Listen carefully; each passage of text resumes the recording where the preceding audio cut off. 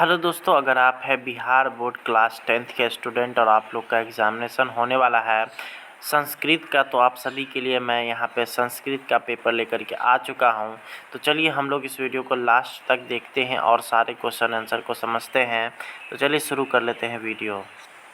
जैसा कि आप सभी को पता ही होगा कि आप लोग का जो अर्धवार्षिक परीक्षा है उसमें यहाँ पे समय का निर्धारण किया गया है 1.5 घंटा, और ये जो 1.5 घंटा होगा सिर्फ ऑब्जेक्टिव क्वेश्चंस के लिए ही होगा। तो आप लोग इस वीडियो को लास्ट तक देखिए। हम लोग इस वीडियो में 50 ऑब्जेक्टिव क्वेश्चन डिस्कस कर रहे हैं। पहला क्वेश्चन है आप लोग का, गायिका में कौन सा स्त्री पढ़ते हैं? तो ये हो जाएगा आपका ऑप्शन नंबर ए यानी कि डाप। यहाँ पे आप लोग देख सकते हैं।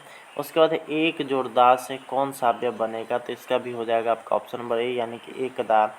अगला है अगला है हन जोड़ ल्यूट से कौन सा पद बनेगा? तो इसका हो जाएगा आपका ऑप्शन नंबर ए यानी कि हंता। अगला यहाँ पर है कि पश्यति में कौन सा धातु है? तो हो जाएगा आपका ऑप्शन नंबर ए यानी कि दृश्य। अगला है दुहित शब्द का रूप किसके समान चलेगा? तो ये हो जाएगा आपका ऑप्शन नंबर डी यानी कि मातृ के। अगला यहाँ पर है आड उपसर्ग किस पद में है? तो ये हो जाएगा आपका ऑप्शन नंबर बी यानी कि आद्य। अगला है शास्त्रकारा पाठ में कौन वर्ग में निष्क्रमण करते हैं? तो ये हो जाएगा आपका ऑप्शन नंबर बी यानी कि शिक्षक। अगला है कनाद किस दर्शन के प्रवर्तक हैं? तो ये हो जाएगा ऑप्शन नंबर डी वैशेषिक दर्शन के। अगला यहाँ पर है कि मंगलम पाठ में सत्य के मुंह पर पर्दा हटाने की प्रार्थना किससे की गई है? तो इसका हो जाएगा आपका ऑप्शन नंबर ए यानी कि पूषण से। अगला यहाँ पर है कि शास्त्र कितने तरह के होते हैं? तो ये हो जाएगा आपका ऑप्शन नंबर डी यानी कि 6। अगला है पाणिनि कृत की प्रसिद्धाम यानी कि पाणिनि कृत क्या प्रसिद्ध है? तो इसका हो जाएगा आपका ऑप्शन नंबर डी यानी कि व्याकरणम। अगला है क्रिया बिना भारा किम, क्रिया के बिना भार क्या है? तो इसका हो जाएगा आपका ऑप्शन नंबर ए यानी कि ज्ञान। अगला है के वैर प्रवर्तित यानी कि कौन वैर को बढ़ाता है? तो ये हो जाएगा आपका ऑप्शन नंबर बी यानी कि स्वार्थ।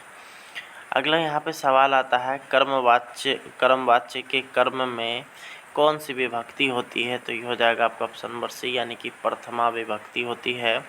अगला है कंठाभरणम के विग्रह क्या होगा? तो इसका हो जाएगा ऑप्शन नंबर ए कंठे आभरणम। अगला यहाँ पर है साधक तम करणम किस कारक का विधायक सूत्र है? तो ये हो जाएगा आपका ऑप्शन नंबर ए यानी कि करण।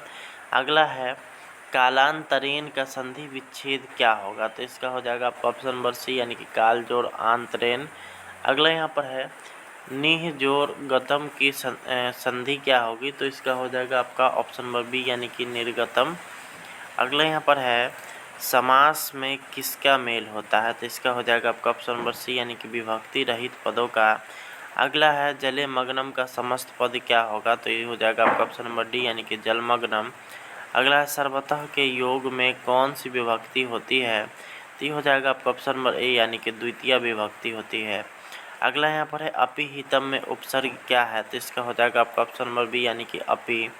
अगला यहाँ पर है साधवे किस विभक्ति का रूप है? तो साधवे होता है आपका ऑप्शन नंबर सी यानी कि चतुर्थी विभक्ति का रूप होता है। अगला है पट किस लकार का रूप है? तो ये हो जाएगा आपका ऑप्शन नंबर सी यानी कि लोट। अगला है कृतवान में कौन सा प्रत्यय है? तो ये हो जाएगा आपका ऑप्शन नंबर डी यानी कि कतवतु। अगला है किस पद में तमप प्रत्यय है? तो ये हो जाएगा आपका ऑप्शन नंबर बी यानी कि अल्पतमम। अगला है भवानी में कौन सा स्त्री प्रत्यय है? तो ये हो जाएगा आपका ऑप्शन नंबर ए यानी कि ये।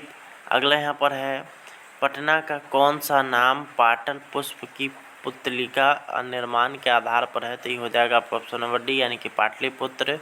अगला जो आप लोग सवाल देख रहे हैं वो है यहाँ पर किसके शासनकाल में पटना में कौमुदी महोत्सव मनाया गया था? तो इसी हो जाएगा आपका ऑप्शन नंबर बी यानी कि गुप्त काल में। अगला है मंगलम पाठ का वेदाहमेत पुरुष महानम मंत्र किस उपनिषद में संकलित है? तो ये हो जाएगा आपका ऑप्शन नंबर डी श्वेतरोपनिषद में। अगला है दामोदर गुप्त ने महितल तिलकम किसे कहा है? तो ये हो जाएगा आपका ऑप्शन नंबर ए यानी कि पाटलिपुत्र को। अगला यहाँ पर है पाणिनि पिंडल आदि आचार्य कहाँ परीक्षित होकर प्रसिद्ध हुए? तो ये हो जाएगा आपका ऑप्शन नंबर सी यानी कि पाटलिपुत्र में।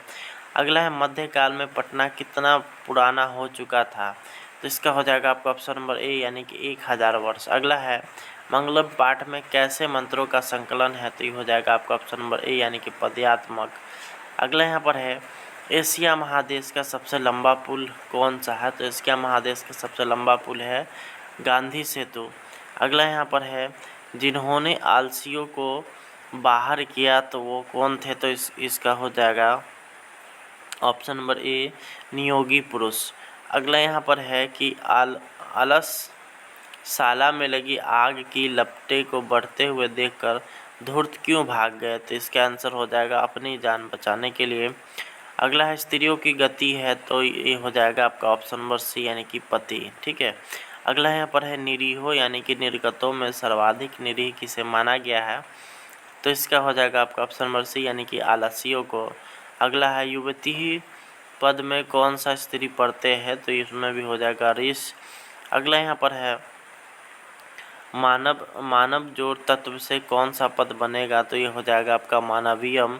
अगला यहाँ पर है कौन सा पद मौतुप प्रत्यय से बना है, तो ये हो जाएगा आपका ऑप्शन नंबर ए यानी कि शक्तिमान।